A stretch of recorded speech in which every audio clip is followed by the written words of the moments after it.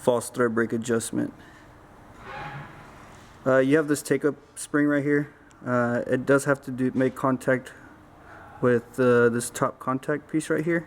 If you notice on this one, it's kind of low, it's sitting too low, so if I were to run this needle and there would be a thread break, it would still run. So what you want to do is, on each one of the tension knobs, you have a center flathead screw, and you can either turn it to the right or to the left. For this instance, I'm going to turn it a little bit to the right to make sure that there is contact.